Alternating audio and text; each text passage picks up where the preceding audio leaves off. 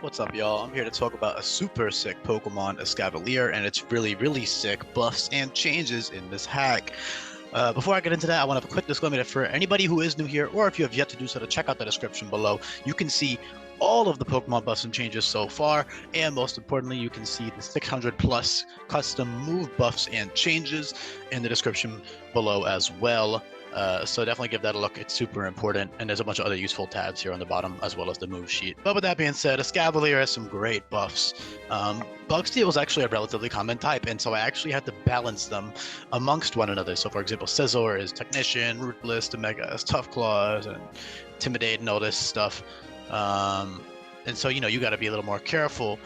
At least I have. I don't know why I said you. I have to be more careful with what abilities I give them and what tools I give them to make them stand out from one another.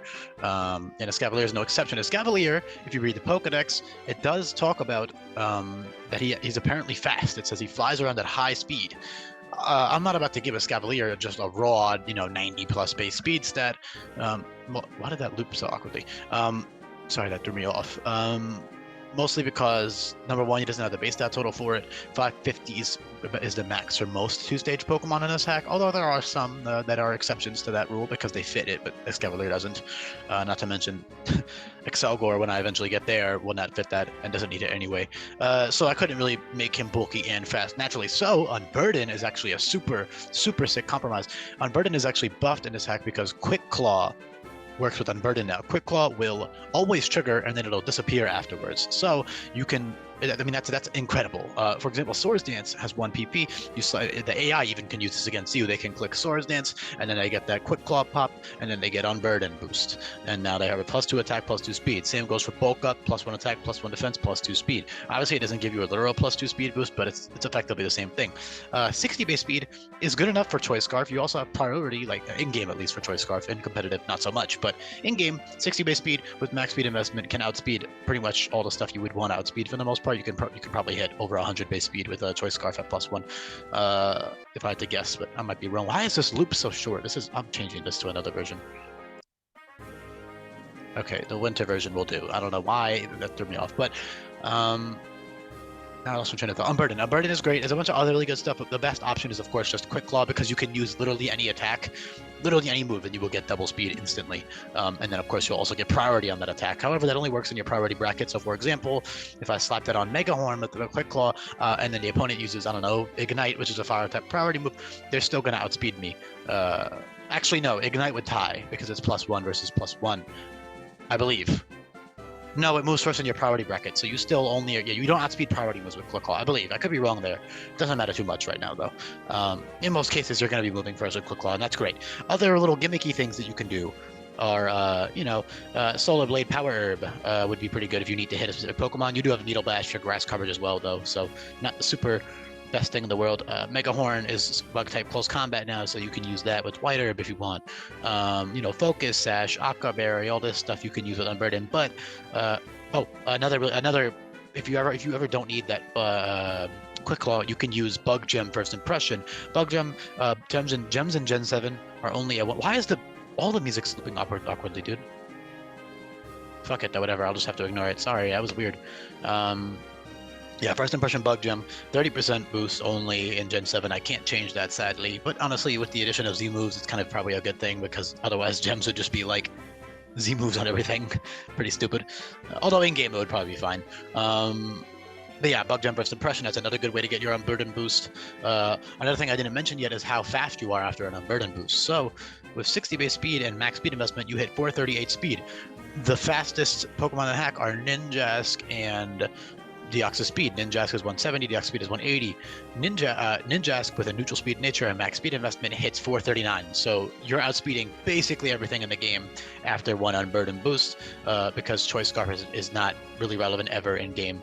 And then, of course, Escavalier does have to worry about priority. However, he has a great typing, Bug Steel typing. We all know how good that is, especially with the physical defense boost that he now has as well. So that's awesome. He also has reliable recovery with in the form of Fortify, which is awesome, and also Bolt for earlier on.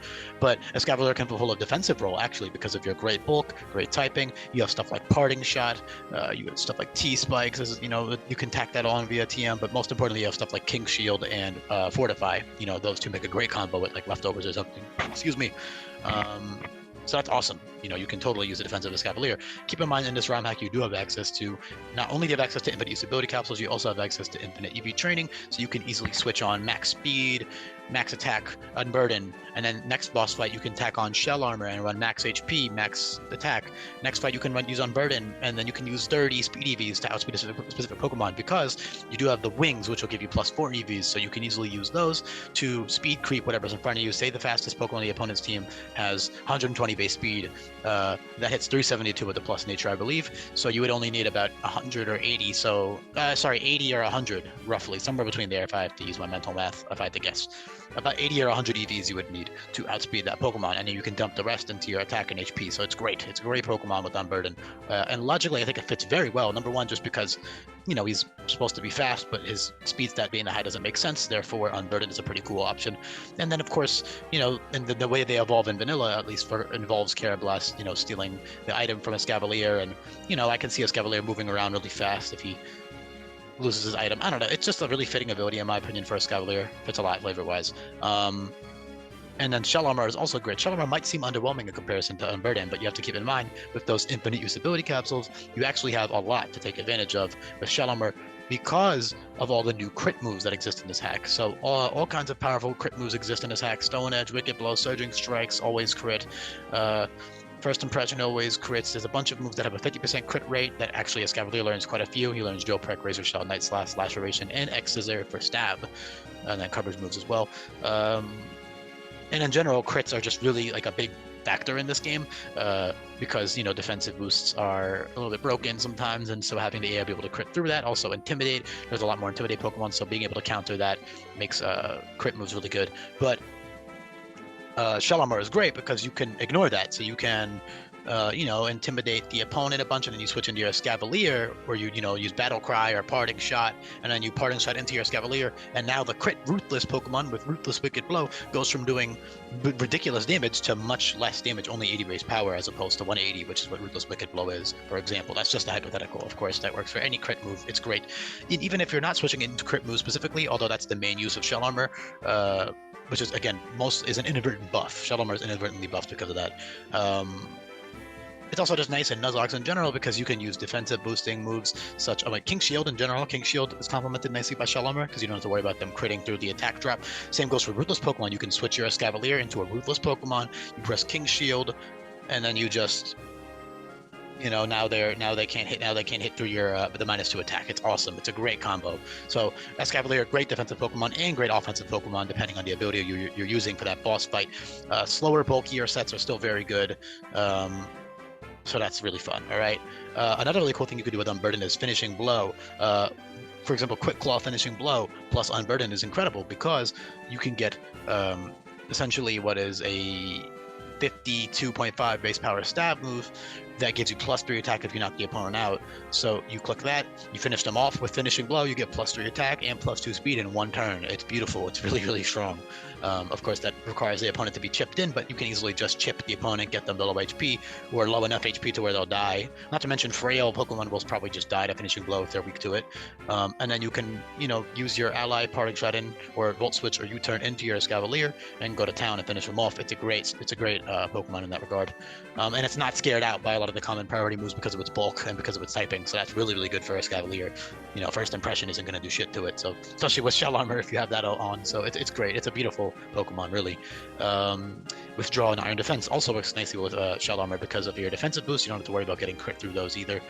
So that makes those a lot more viable with Fortify because a lot of the way that the AI will be able to deal with defensive boosts is through crits. But you know, if you have Iron Defense or Withdraw, it's really good. Skull Bash is awesome with Unburden. Skull Bash, and technically with Shell Armor as well, but mostly with Unburden, because Skull Bash not only gives you that +1 defense, it also gives you +1 attack and +1 accuracy, and it always crits. So it's essentially 135 base power. Now it's 90 base power, but it's, yeah. Again, check out all these move buffs and changes in the description. I'm not going to get through every single one in this video. It's literally not reasonable for me to do that, but yeah. Bulky sets also like Skitter Smack, which drops the opponent's attack and special attack by 1. Creeping Strike is really nice as priority. It's 50 base power, and it's essentially bug type Shadow Sneak, which is super strong. Obviously, first impressions are great on Escavalier. It's just got so many great tools they can use. Great offensive and great defensive tools. But yeah, that Power Herb Skull Bash Unburden set would essentially gives you a strong attack, +1 attack, defense, accuracy, and +2 speed in one turn. It's really good. Carablast is very strong until level 32. 85 base attack is not that great, but you have Hustle, which makes it incredibly strong. And of course, moves like U-Turn and Creeping Strike will not miss with Hustle, so those are very good. Flail as well and Reversal, which are pretty cool. Flail for Hala could be nice with like Endure, Salak Barrier, Endure Laichi Barrier, although keep in mind Hala will have a good amount of priority moves. Every Pokemon in the sack gets priority for the most part, so yeah, regardless though, that can, you know, you can cheese some stuff with that early game. It's a strong Pokemon. It's very strong, good utility. It's fast. Got solid coverage. So Carablast is totally great until you evolve at level 32, which is in time for Olivia, which is nice. Yeah. Other than that, also King Shield logically I think fits, given that they're like this knight-looking Pokemon. I've been giving that to a couple Pokemon that fit, like Slowking and a bunch of other Cofagrigus and a bunch of other Pokemon have it. So not a bunch, but a good amount. Bastiodon, the ones that fit. Because that's a great defensive tool, obviously. So yeah, that's about it. I'm gonna leave the video up there. I think I've been talking for long enough. There's a couple other things I could mention, but I'm not gonna. I think I trust in your intelligence to check out the Google Sheet and look at all the move buffs and changes and figure out what the Pokemon can do for yourself. But in general, that's a good way to summarize it. Again, the bulk is nice. 70, 125, 105 is huge. Unburden, it's a beautiful Pokemon. All right, can do very different things depending on what set you run, and you can easily switch between those depending on the situation. So that's about it. Thank you so much for listening. I really like Escavalier. If you can't tell, I love bug types. It's my favorite type alongside poison. So yeah, peace everybody.